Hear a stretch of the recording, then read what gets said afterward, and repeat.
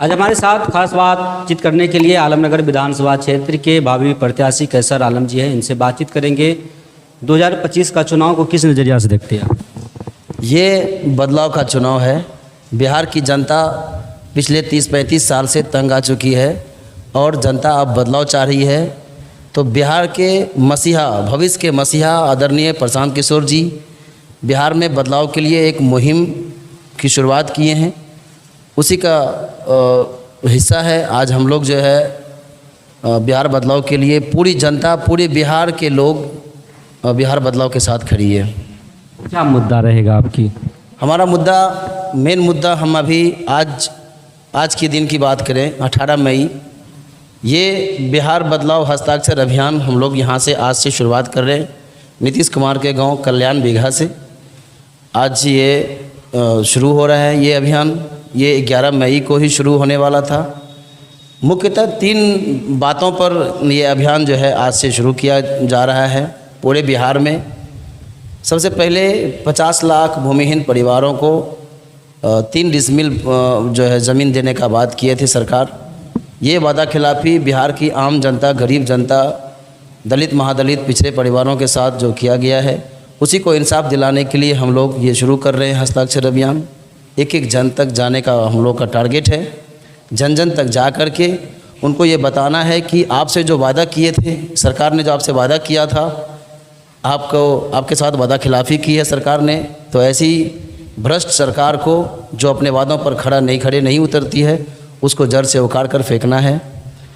इन मुद्दों पर हम लोग हस्ताक्षर लेने वाले हैं। आलमनगर से आते हैं और आपका क्षेत्र जो है कहीं न कहीं वो बाढ़ प्रभावित क्षेत्र है, तो इन चीज़ों को आप लोग कैसे देखते हैं? प्रशांत किशोर कैसे देखते हैं? क्योंकि वहाँ की जो किसान है ज़्यादातर मक्का की खेती पर निर्भर करता है और उसके बाद धान की खेती, तो धान की खेती तो उन लोग की होती नहीं है।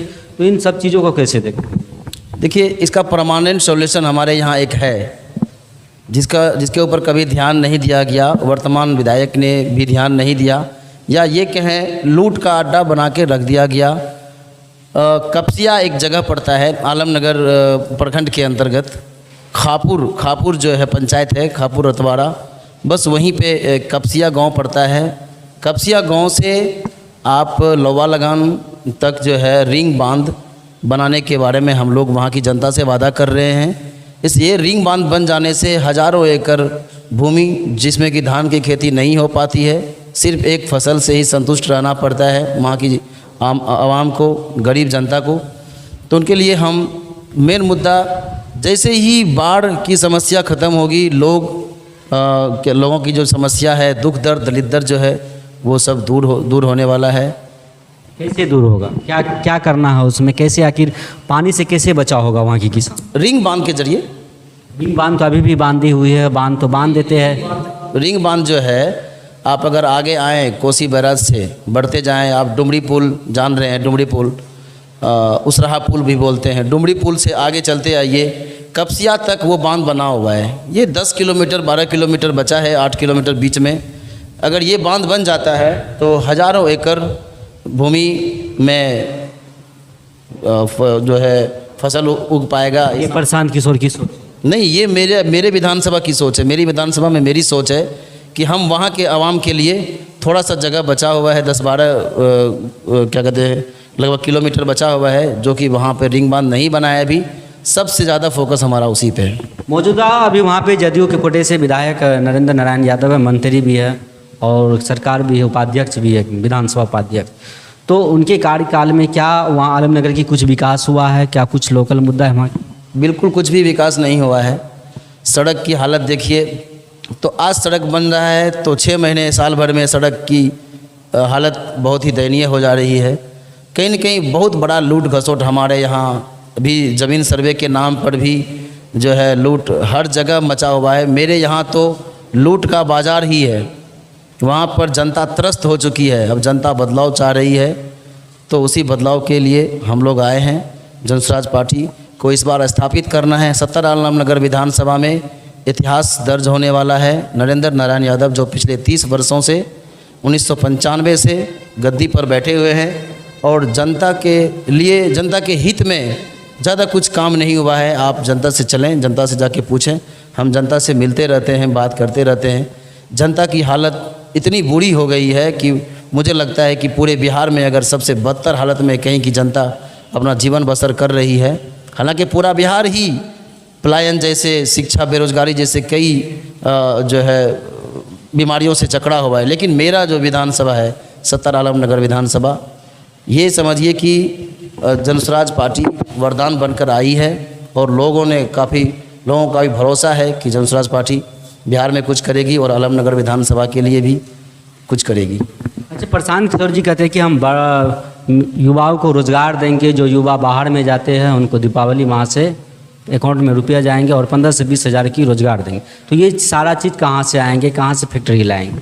देखिए, ये सब चीज़ आप भी जान रहे हैं, आदरणीय प्रशांत किशोर जी का भी कहना है कि ये तुरंत में नहीं होने वाला है, लेकिन हाँ विदिन 1 ईयर सबसे पहले पलायन को रोकने की मुहिम के ऊपर काम किया जाएगा। सरकार बनते ही सबसे पहले पलायन, जैसे कि हमारे क्षेत्र के लोग अलग अलग कार्य में मलूस हैं, अलग अलग कार्य करते हैं। गुजरात के एक शहर में क्या कहते हैं, सूरत में 5 लाख बिहार के गरीब मजदूर किसान वहाँ काम करते हैं। ऐसे लोग जो धीरे धीरे जो यहाँ पर रहना चाहते हैं, पलायन से त्रस्त हो चुके हैं, घर द्वार छोड़ करके, माँ बाप को छोड़ के, फैमिली को छोड़ के पूरी ज़िंदगी बाहर रहने पर बेबस हैं, ऐसे लोगों के लिए जल्द से जल्द लोकल में फैक्ट्रियाँ लगाई जाएंगी। जो जिस क्षेत्र में माहिर हैं उस हिसाब से, हमारे क्षेत्र में मक्का की ज़्यादा खेती होती है, मकई से बनने वाली जो है चीज़ें जो हमारे लिए होंगी, उस हिसाब से हम लोग यहाँ पर फैक्ट्री, हम अपने विधानसभा में, अपने क्षेत्र में और पूरे बिहार में किसी भी तरह के यहाँ के जो आवाम है, आम आवाम, वो किसी भी क्या कहते हैं टैलेंट से सभी मतलब सब तरह के टैलेंट बिहार के आवाम टैलेंट है। हाँ, परिचय हुआ जी। मेरा नाम मोहम्मद कैसर अली है। हम संगठन जिला सचिव के पद पर जनसुराज पार्टी में हैं और 70 आलमनगर विधानसभा के लिए हम इस बार जो है नॉमिनेशन भी मतलब आवेदक हैं, हम चुनाव लड़ना चाहते हैं। क्या अपील करेंगे आलमनगर विधानसभा क्षेत्र के आम महान जन? आवाम से यही कहेंगे, हम आलमनगर विधानसभा की जनता से यही कहेंगे कि बहुत हो चुका है। अब ये जो बदलाव की जो बहार प्रशांत किशोर, आदरणीय मसीहा प्रशांत किशोर जी ने जो ये शुरुआत किया है, आप समझिए, साथ आइए और बिहार बदलाव के साथ आलमनगर विधानसभा के बदलाव के में भागीदार बने, हिस्सेदार बने और हमारा जनसुराज पार्टी का साथ दें, हमारा साथ दें, ताकि हम गरीब पिछड़े लोगों के लिए आवाज़ बनकर उनके लिए काम कर सकें।